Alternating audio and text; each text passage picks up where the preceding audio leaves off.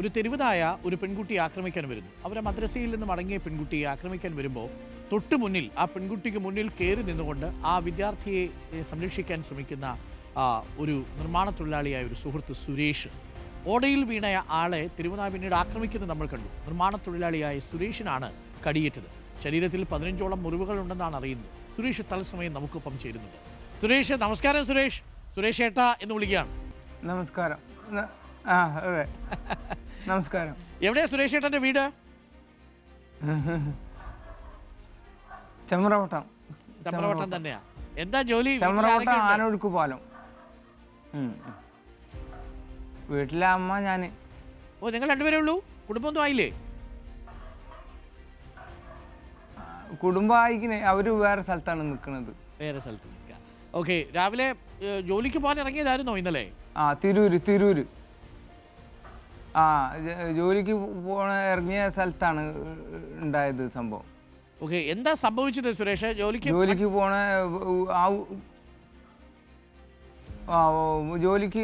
പോണ സ്ഥലത്ത് ഗേറ്റിൻ്റെ അവിടെ വണ്ടി നിർത്തിയപ്പോൾ ഒരു കുട്ടി കരയണത് കേട്ട്.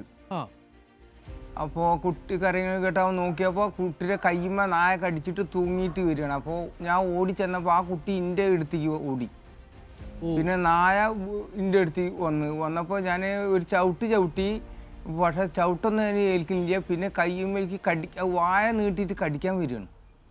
വായ നീട്ടി കടിക്കാൻ വന്നിട്ട് പിന്നെ ഞാൻ അതിൻ്റെ വായക്ക് കൂട്ടിപ്പിടിച്ച് ഒരു കൈ കൂട്ടിപ്പിടിച്ച് ഒരു കൈയിൻ്റെ കൈമ കടിച്ചും ചെയ്തു. പിന്നെ നായ താഴത്ത് വീണ് ഞാൻ ഡ്രെയിനേജിലേക്ക് വീണു. ഡ്രെയിനേജിലേക്ക് വീണ് നോക്കുമ്പോൾ ഒരു മഞ്ഞ ഷർട്ട് ഇട്ടോ ആള് വന്നിട്ട് കടി വിട്ടില്ലല്ലേ? വീണ് കിടന്നിട്ടും കടിച്ചു? ഇല്ല, വീണ് വന്ന് കിടന്ന് ഞാൻ കൂട്ടി പിടിച്ചിരുന്നു. വിട്ട് കഴിഞ്ഞാൽ ചിലപ്പോൾ എൻ്റെ മേത്തിക്കൊക്കെ കടിക്കും. അത് അങ്ങനെ വിട്ട് കഴിഞ്ഞാൽ അപ്പോൾ ഒരാൾ വന്ന് കരിങ്കല്ല് മോളെ കടിച്ചിരുന്നു അല്ലേ സുരേഷ് വരുന്നതിന് തൊട്ട് മുമ്പ്? അതെ. അതെ, അത് ലേശം ഉള്ളിലേക്ക് കണ്ട് കയറിയിട്ട് CCTV കാണൂല. അത് കടിച്ചിട്ട് കുട്ടി ഓടിയത് എൻ്റെ അടുത്തേക്ക്. 2 കടി ഏറ്റിക്കണ് കുട്ടിക്ക് കയ്യുമ്മൽ. അങ്ങനെ സുരേഷ്, ഈ കുട്ടി ഓടി വന്നപ്പോൾ ഈ നായ പേടിക്കാതെ നേരെ അങ്ങ് പോയി കുട്ടിയെ രക്ഷിക്കാൻ ശ്രമിച്ചപ്പോൾ ഒരു പെട്ടെന്നൊരു തോന്നലുണ്ടായില്ലേ? അയ്യോ എന്താ സംഭവിക്കുന്നതെന്ന് കരുതി അങ്ങനെ പോയി അങ്ങ് നായയുടെ മുമ്പിൽ പോയി അതിനെ പ്രതിരോധിക്കുകയായിരുന്നോ? അത് കുട്ടീനെ കടിക്കല്ലേ. അപ്പോൾ നമ്മളൊരു കല്ലെടുത്ത് എറിഞ്ഞപ്പോൾ നായ പോണില്ല, നമ്മളെ കടിക്കാൻ തന്നെ വരികയാണ്. കൈമ കൂട്ടി കടിച്ചപ്പോൾ ഞാൻ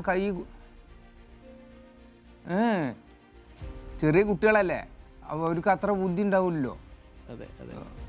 ഓക്കെ. എന്തായാലും സുരേഷ് അത് വലിയ കാര്യം. ആ കുട്ടി പിന്നെ വന്ന് സുരേഷ് ചേട്ടനെ കണ്ടു എന്ന് പറയുന്നു. 2 പ്രാവശ്യം ഇപ്പോൾ കുട്ടി വന്ന്, പിന്നെ കുട്ടിയുടെ ഉമ്മ വന്നിരുന്ന്, പിന്നെ അവരെ ഉമ്മാൻ്റെ ആങ്ങളാർ വന്നിരുന്ന്. ഓക്കെ.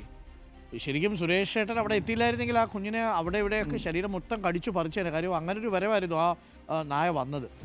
ഇപ്പൊ ആശുപത്രി എത്ര കടി കിട്ടി മൊത്തം ചികിത്സിച്ചു കഴിഞ്ഞപ്പോൾ? നായ ഇപ്പോൾ ഒരു 16 ഇത് പല്ല് കയറിയിരുന്നു. 2 ഒരു കയ്യുമ്മലാണ് കൂടുതൽ. ഓഹോ, കയ്യിലാണ് കൂടുതലും കിട്ടിയത് അല്ലേ? കയ്യിൽ. പിന്നെ നെറ്റത്ത് ചുമരുമറ്റം തട്ടിയതാണ്. പിന്നെ കൈയിൻ്റെ സൈഡിൽ വേറെ എവിടെ തട്ടിയതാണ്. കൈയിൻ്റെ സൈഡിലുണ്ട്. ഇനി ഈ കൈയും വെച്ച് ജോലിക്ക് പോകാൻ പറ്റുമോ? നായ കടിച്ച സൈഡിൽ ഇത് എന്തായാലും 1 മാസം പിടിക്കുമെന്നാണ് തോന്നുന്നത് കണ്ടിട്ട്.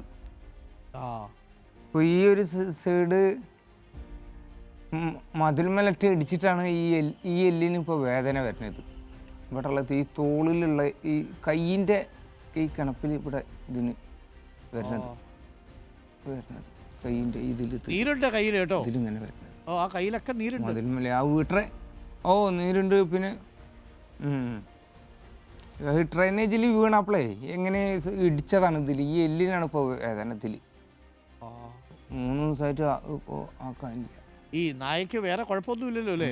പേയുടെ കാര്യമൊന്നും പറഞ്ഞില്ലല്ലോ? ഇഞ്ചക്ഷൻ എടുത്തല്ലോ അല്ലേ? വാക്സിൻ എടുത്തല്ലോ? ഇല്ല, അതിനൊരു വിഷം എടുത്ത് അപ്പോൾ നമുക്ക് എന്തെങ്കിലും അലർജി ഉണ്ടെങ്കിൽ കാണിക്കാനുള്ള ഇഞ്ചക്ഷൻ വെച്ചിരുന്നു. പക്ഷേ 2 മണിക്കൂർ കഴിഞ്ഞിട്ട് ചൊറിച്ചിലോ വീർക്കലോ ഉണ്ടെങ്കിൽ കോഴിക്കോട് പോകണമെന്ന് പറഞ്ഞു. പക്ഷെ അത് ഉണ്ടായില്ല, ചൊറിച്ചിലും വീർക്കലും ഉണ്ടായില്ല.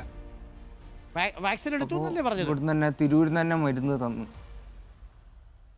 എടുത്ത്. ഓക്കെ. അപ്പോൾ ഇനിയിപ്പോൾ വീട്ടിൽ വിഷം ഉണ്ടെങ്കിലേ അമ്മയുണ്ടോ അടുത്ത്? അത് അമ്മയ്ക്ക് വയ്യാത്ത പ്രമേയം ആയിട്ട് അമ്മ ചേച്ചിരോടിക്ക് പോയതാണ്. ഓക്കെ. പിന്നെ അമ്മയ്ക്ക് 85 വയസ്സായിരിക്കുന്നു. അപ്പോൾ സുരേഷ് ഏട്ടാ എന്തായാലും ഒരാഴ്ച റെസ്റ്റ് എടുക്കൂ. ഒരാഴ്ച അല്ല, 2-3 ആഴ്ച വേണ്ടി വരും. ഈ ഇത് കാണുമ്പോൾ എന്തായാലും സുരേഷ് ഏട്ടൻ ചെയ്ത് ചെറിയ കാര്യമല്ല. അത് ആ ദൃശ്യങ്ങളിൽ പതിഞ്ഞപ്പോഴാണ് നമുക്കതിൻ്റെ അവസ്ഥ മനസ്സിലായത്.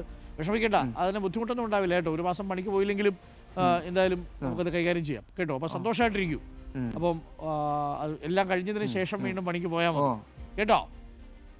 അപ്പോൾ സന്തോഷം. എന്താ മോളുടെ പേര് ചോദിച്ചായിരുന്നു സുരേഷ് ഏട്ടൻ? പേര് അറിയായിരുന്നു, മുസീന എന്നാണ് വരുന്നത്. പിന്നെ അതിൻ്റെ അടിയിൽ ഒരു പേരും കൂടി ഉണ്ട്. ഓക്കെ ഏടാ, സന്തോഷം. അപ്പം സന്തോഷം എന്ന് പറഞ്ഞാൽ ആശ്വാസമായി എന്നുള്ള അർത്ഥത്തിൽ സന്തോഷം. പട്ടി കടിച്ചതിനകത്തൊരു സങ്കടമുണ്ട്. എന്നാൽ പോലും സുരേഷ് ഏട്ടൻ കാണിച്ച ഒരു ധൈര്യം ഉണ്ടല്ലോ. ഒരുപാട് തെരുവ് നായ്ക്കൾ ഇങ്ങനെയുണ്ട്, എന്ത് ചെയ്യാൻ പറ്റും, ഇങ്ങനെ ഒരു പെരുകിക്കൊണ്ടിരിക്കുക. അപ്പോൾ നന്ദി സുരേഷ് ഏട്ടാ. ഒരിക്കൽ കൂടി ആ കുട്ടിക്ക് കൂടി വേണ്ടി, ആ കുട്ടിയുടെ കുടുംബത്തിന് വേണ്ടി കൂടി നന്ദി പറയുന്നു. ടെൻഷനൊന്നും അടിക്കേണ്ട, കാര്യങ്ങളൊക്കെ ശരിയാവും. Okay, thank you. അപ്പോൾ സുരേഷ് ഏട്ടനാണ് നമുക്കൊപ്പം ചേർന്നത്. പ്രിയപ്പെട്ട പ്രേക്ഷകരെ, സുരേഷ് ഏട്ടനെ ആ സമയത്ത് കാണിച്ചൊരു ധൈര്യമാണല്ലോ ആ കുഞ്ഞിനെ രക്ഷിച്ചത്. അല്ലെങ്കിൽ ആ കുട്ടിയെ അത് കടിച്ചു പറിച്ചതിനാ നായ. അപ്പോൾ ആ കുട്ടി എന്ത് ചെയ്യാൻ പറ്റുമായിരുന്നു? അപ്പോൾ സുരേഷ് ഏട്ടൻ അങ്ങനെ വന്നു, രക്ഷിച്ചു എന്നുള്ളതാണ്. ഇതൊക്കെയാണ് സാറേ മനുഷ്യർ. പേരറിയാത്ത മനുഷ്യർക്കൊപ്പം അവരെ രക്ഷിക്കാൻ വേണ്ടിയിട്ട് മാൻ ഹോളിൽ ഇറങ്ങുമ്പോൾ ആ മനുഷ്യൻ്റെ പേര് നൗഷാദ് എന്നായിരുന്നു. താൻ ഇന്ന് അറിയാത്ത ഒരു പെൺകുട്ടിയെ, മൂസിൻ എന്ന പേരുള്ള ഒരു പെൺകുട്ടിയെ രക്ഷിക്കാൻ വേണ്ടിയിട്ട് ഒരു മനുഷ്യൻ നായയുടെ മുന്നിൽ ഇറങ്ങുമ്പോൾ ആ മനുഷ്യൻ്റെ പേര് സുരേഷ് എന്നായിരുന്നു. നമ്മുടെ നാടേ സൂപ്പറാ. അപ്പോൾ പ്രിയപ്പെട്ട പ്രേക്ഷകരെ, സമയം 8 മണി കഴിഞ്ഞ്. നാട് സൂപ്പറാണെന്ന് പറഞ്ഞാൽ തെരുവുനായ ഉണ്ട് എന്ന അർത്ഥത്തിലല്ല കേട്ടോ. തെരുവുനായ ഉള്ളത് കൊണ്ട് അത്ര സൂപ്പറല്ല, ഞാൻ തിരുത്തി.